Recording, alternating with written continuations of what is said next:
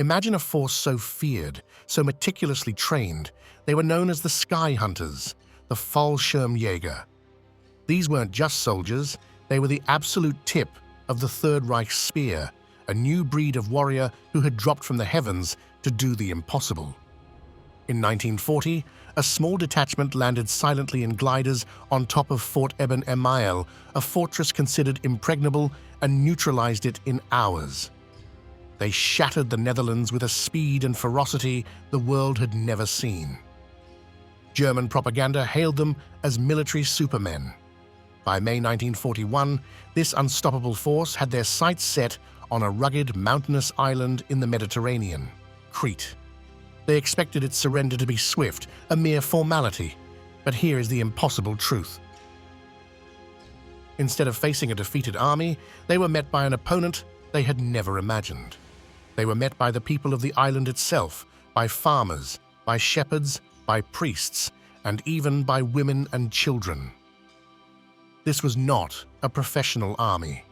This was a force armed with ancient shotguns, kitchen knives, and a fiery, unbreakable will to defend their homes. This is the story of how, in the olive groves and rocky hills of Crete, the most feared hunters in the world became the hunted. What happened on Crete was more than a battle. It was a profound human drama that would change the course of the war. We will tell the story of a military elite brought to its knees by the sheer, unyielding will of ordinary people. We will reveal the strategic blunders, the moments of breathtaking courage, and the staggering cost of defiance. We will witness the events that forced even Adolf Hitler to declare that the day of the paratrooper was over. To truly grasp the shock of what unfolded, you first have to understand who these men were.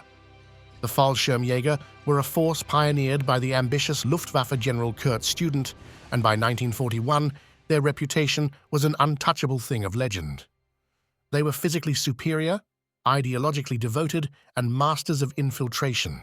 Their armory included the best standard-issue weapons of the time, such as the MP-40 submachine gun and the MG-34 machine gun. For the first time, this elite force was about to be unleashed in its greatest concentration yet for an operation called Mercury. The target, Crete, was a dagger pointed directly at the Axis flank. Its airfields and naval base at Suda Bay were a vital Allied foothold in the eastern Mediterranean, threatening Axis oil fields in Romania. For Hermann Göring, head of the Luftwaffe, the invasion was an opportunity to redeem his air force after the failure of the Battle of Britain. The German plan was unprecedented. Over 10,000 elite paratroopers and glider-borne troops would be dropped in a full-scale airborne assault to seize the island's key airfields. But German arrogance led to two catastrophic intelligence blunders.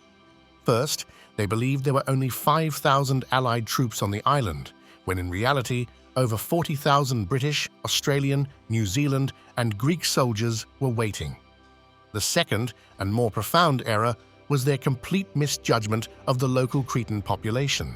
They predicted the Cretans would either remain indifferent or even welcome them as liberators. It was a mistake that would cost them dearly.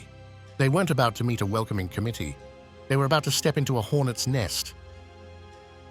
On the morning of May 20th, 1941, the silence of the island was shattered by the terrifying howl of Stuka dive bombers, followed by the deep, ominous drone of hundreds of Junkers Ju-52 transport planes. As the sky filled with the sight of thousands of blossoming parachutes, what was intended to be a moment of great German military glory turned immediately into an airborne catastrophe. Thanks to decrypted Enigma messages, the Allied defenders were waiting. The skies above the island became a turkey shoot. Paratroopers were shot in their harnesses before they could even reach the ground, and gliders were torn apart by anti-aircraft fire. The losses were horrific. One company lost 112 out of 126 men, and a single battalion lost 400 out of 600 on the first day alone. The German paratroopers' equipment exacerbated their perilous situation.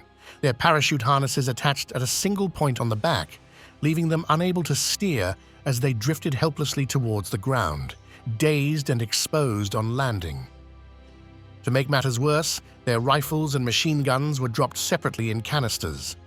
In those first critical moments, these elite soldiers were left with only pistols and grenades. And in this moment of vulnerability, they were met by an enemy they had never trained to fight. To the shock of both Allied and German soldiers, a second unforeseen force rose to join the battle. This was not an organized resistance, but a spontaneous uprising that began in the first hour of the invasion. With no central command, ordinary civilians grabbed whatever they could to defend their homes. Eyewitness accounts describe villagers, shepherds, monks, priests, women, and teenagers throwing themselves at the invaders with ancient shotguns, kitchen knives, scythes, and axes. A gendarme named Manolis Patarakis left his family to kill 5 paratroopers on the first day alone before joining a band of irregulars.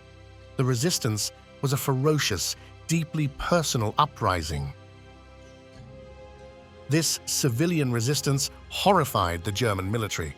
To them, war was a matter for professional soldiers, governed by rules of engagement. This mass uprising felt like a breach of all professional conduct, a bestial kind of combat that they labeled as murder. But here's what historians got wrong. The German outrage wasn't just about the casualties, it was a profound psychological blow.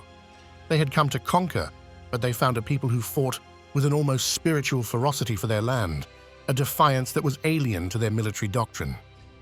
By the end of the first day, the battle appeared to be a catastrophic failure for the Germans. The invaders had been mauled, and their operational objectives remained unfulfilled. General Student, receiving grim reports of devastating casualties, was on the brink of calling off the entire operation, fearing a complete defeat. The fate of the entire operation hinged on one location, the Maleme Airfield, and a small rise overlooking it known as Hill 107. Allied defenders, primarily New Zealanders, had inflicted horrific losses on the Germans, who were scattered and pinned down around the airfield. Wait until you see what happens next. The German victory at Maleme was not a result of a decisive military push, but a devastating human error. The commander of the 22nd New Zealand Battalion, Lieutenant Colonel Leslie Andrew, had his communication lines cut and was receiving fragmented, grim reports that his forward positions were being overrun. Fearing his entire battalion would be cut off and destroyed, he made the fateful decision to pull his troops back from Hill 107. In reality, the German paratroopers on the hill were just as battered and were barely hanging on themselves. This withdrawal was the strategic gift the Germans needed to turn the tide of the battle, highlighting how a single moment of human fallibility in the chaos of war tipped the scales.